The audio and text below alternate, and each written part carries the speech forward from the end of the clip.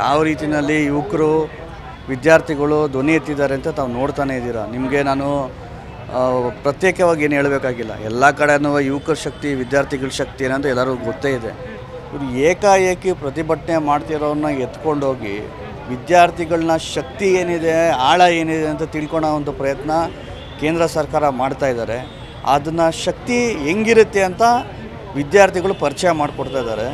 So ಈ ನಿಟ್ಟಿನಲ್ಲಿ ಏನಾಗುತ್ತೆ ಅಂತ ನಮ್ಮ ವಿದ್ಯಾರ್ಥಿಗಳ ಶಕ್ತಿ ಏನು ಅಂತ ಕೇಂದ್ರ ಸರ್ಕಾರಕ್ಕೆ ಗೊತ್ತಾಗುತ್ತೆ. ಸರ್, ವಿದ್ಯಾರ್ಥಿಗಳು ನಮ್ಮ ದೇಶದ ಭವಿಷ್ಯ ಅಂತ ಹೇಳ್ತಾರೆ. ರಾಜಕಾರಣಿಗಳು ಕೂಡ ಭಾಷಣದಲ್ಲಿ ಹೇಳೋದು ಮಾತ್ರ ಸೀಮಿತ ಆಗೋಯ್ತು ಅಂತ ನಿಮ್ಗೆ ಅನಿಸುತ್ತಾ? ಇಲ್ಲ, ರಾಜಕಾರಣಿಗಳು ಅಂತಲ್ಲ. ಈಗ ನೋಡಿ, ವಿದ್ಯಾರ್ಥಿಗಳಿಗೋಸ್ಕರ ಅವಾಗಿನ ಸರ್ಕಾರದಿಂದನೂ ವಿದ್ಯಾರ್ಥಿಗಳ ಶಕ್ತಿ ಏನಂತ ಗೊತ್ತಿದೆ. ಬೆಂಗಾಲಲ್ಲಿ ಏನಾಯಿತು, ವಿದ್ಯಾರ್ಥಿಗಳು ಕೂದಾಗ ಏನಾಯಿತು, ಒಂದು ಸರ್ಕಾರನೇ ಬಿದ್ದೋಯ್ತು. ಇವಾಗಲೂ ಸಹ ಹಂಗೆ ಆಗುತ್ತೆ. ವಿದ್ಯಾರ್ಥಿಗಳ ಧ್ವನಿ ಹೂಗುಟ್ಟಾಗ ವಿದ್ಯಾರ್ಥಿಗಳ ಶಕ್ತಿಗೆ ಏನಾಗುತ್ತೆ ಅಂತ ಅವ್ರು ಅರ್ಥ ಮಾಡ್ಕೊಬೇಕು. ಇವತ್ತು ಅವ್ರು ಏಕಾಏಕಿ ಲಾಠಿ ಚಾರ್ಜ್ ಮಾಡ್ತಾ ಇರೋದು, ವಿದ್ಯಾರ್ಥಿಗಳ ಮೇಲೆ ಹಲ್ಲೆ ಮಾಡ್ತಾ ಇರೋದು, ಗೂಂಡಾಗಿರಿ ಮಾಡ್ತಾ ಇರೋದು, ಬ್ಯಾಜ್ ಇಲ್ಲದೆ ಇರೋರು, ಅನ್ಆಥರೈಸ್ಡ್ ಪರ್ಸನ್ಸ್ ಬಂದು ಲಾಠಿ ಚಾರ್ಜ್ ಮಾಡ್ತಾ ಇರೋದು ಎಲ್ಲ ಮಾಧ್ಯಮದಲ್ಲಿ ಇವತ್ತು ಸ್ಟ್ರಾಂಗ್ ಇದೆ. ಎಲ್ಲ ಮಾಧ್ಯಮ, ಸೋಷಿಯಲ್ ಮೀಡಿಯಾ ಸ್ಟ್ರಾಂಗ್ ಇದೆ, ಮೀಡಿಯಾ ಸ್ಟ್ರಾಂಗ್ ಇದೆ. ಸಣ್ಣದೊಂದು ಇನ್ಸಿಡೆಂಟ್ ಆದ್ರೂ ಇಡೀ ಪ್ರಪಂಚಕ್ಕೆ ವಿಷಯ ಹೋಗುತ್ತೆ. ಇವತ್ತು ಎಲ್ಲ ವಿದ್ಯಾರ್ಥಿಗಳು ಒಗ್ಗೂಡ್ತಾ ಇದ್ದಾರೆ. ಇವತ್ತು ಎಲ್ಲ ವಿದ್ಯಾರ್ಥಿಗಳಿಗೂ ಖುಷಿ ಇದೆ. ಈ ಹೋರಾಟವನ್ನು ತಗೊಂಡಿದ್ದೀವಿ ನಾವು. ಯಾವ ರೀತಿಯಲ್ಲಿ ವಿದ್ಯಾರ್ಥಿಗಳು ತೊಗೊಂಡು ಹೋಗ್ತಾರೆ, ಎಲ್ಲ ವಿದ್ಯಾರ್ಥಿಗಳು ಸೇರಿ ಇವತ್ತು ಏನು ನಮ್ಮ ಡಿಮ್ಯಾಂಡ್ ಇದೆ, ಧರ್ಮೇಂದ್ರ ಪ್ರಧಾನ್ ರಾಜೀನಾಮೆ ಕೊಡಬೇಕು, ಅದನ್ನ ಮಾಡಿಸೇವರೆಗೂ ನೀಟು ಬಿಟ್ಟು ಎಲ್ಲ ಪ್ರಶ್ನೆ ಪತ್ರಿಕೆಗಳು ಕೂಡ ಸೋರಿಕೆ ಆಗುತ್ತೆ. ಎಲ್ಲೋ ಒಂದು ಕಡೆ ಪ್ರಶ್ನೆ ಪತ್ರಿಕೆ ಸೋರಿಕೆ ಬಗ್ಗೆ ಹಿಂದೆ ಕೈವಾಡ ಇದೆ ಅಂತ ನಿಮ್ಗೆ ಅನಿಸುತ್ತಾ? ಮೇಡಮ್ ನೋಡಿ, ಈ ಸರ್ಕಾರ ಬಂದ ಮೇಲೆ 89 ಸಲ ಪೇಪರ್ ಲೀಕ್ ಆಗಿದೆ.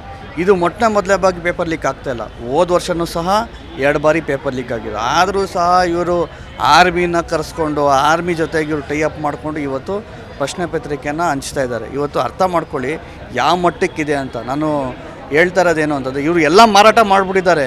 ಎಲ್ಲ ಸಂಘ ಸಂಸ್ಥೆಗಳನ್ನೂ ಇವರು ಸರ್ಕಾರದ್ದು ಮಾರಾಟ ಮಾಡಿಬಿಟ್ಟಿದ್ದಾರೆ. ಇವಾಗ ಮಾರಾಟ ಮಾಡೋಕ್ಕೇನು ಇಲ್ಲ ಅಂತ ಅಂದ್ಬಿಟ್ಟು ಇವಾಗ ಪ್ರಶ್ನೆ ಪತ್ರಿಕೆನ ಮಾರಾಟ ಮಾಡ್ತಾಯಿದ್ದಾರೆ.